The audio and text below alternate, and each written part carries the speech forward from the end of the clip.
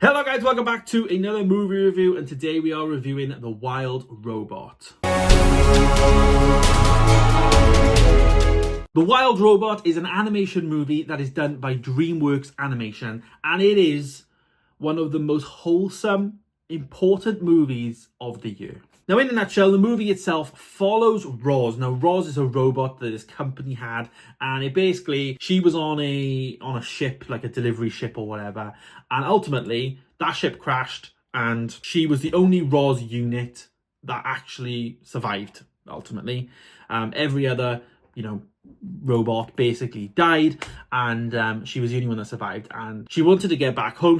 She's programmed to go home, but in terms of the robot itself, she meets a gosling. Now, that gosling is called Brightbull. Now, Brightbull is basically this small thing. I think she kills the mother and father and then keeps the egg and then becomes the mother of the little chick and makes it survive, kind of thing. It's a very wholesome movie. It's about a robot that is programmed to do one thing, but then ultimately disagrees with that, or love takes over and feelings and compassion and everything else just completely takes over. And ultimately she, becomes more human from being artificial intelligence. So it's a very interesting film from that sense. And it's very, very deep, I would say. One thing I did, though, I will say emotionally, this film was one of the best emotional films I've ever seen, to be honest, in terms of it had a lot of deep emotion there. And that's largely down to the cast. The robot Roz was actually voiced by Lupita Nyong'o. We got Pedro Pascal, who's actually playing a fox. Kit Connor was Brightbull. Bill Nighy's in there. We've got Mark Hamill, Matt Berry, Stephanie Hsu.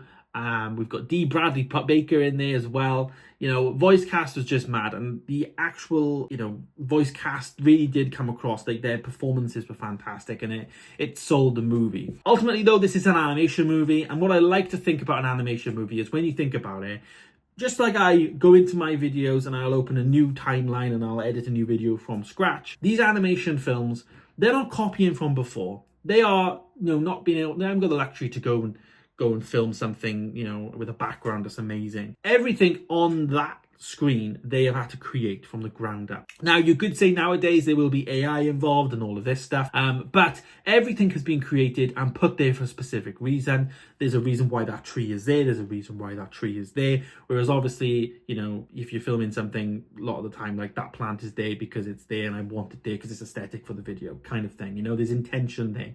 But this is a blank file, and animators have to really craft this art, really. And I love animation movies, and this was a different style of animation. Now, for me, I think this was like a fresh take on animation that, Spider-Man Into the Spider-Verse had, in my opinion. I think it had that much impact for me. And that being said, that's one of the reasons why I actually gave it a 5-star.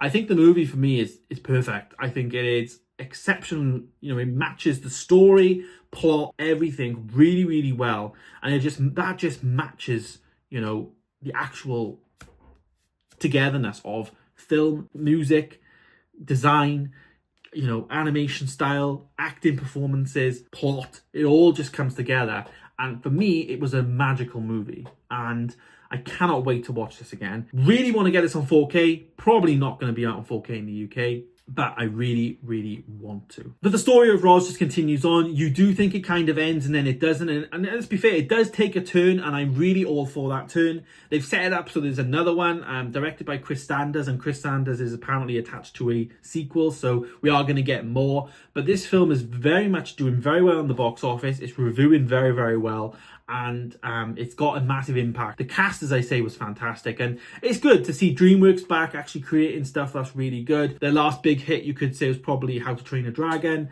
although they probably did too much sequels on that in terms of what it is. But as I say, The Wild Robot for me is fantastic. Really impactful movie. It sets a lot of things right. And there's a lot of people watching this that'll relate. You'll be watching this and you'll think, well, there's certain people in my life that are not like this. Why is this robot like this? But then there's people in my life that's not. This robot's more intelligent. I think it's a very impactful movie, especially for children.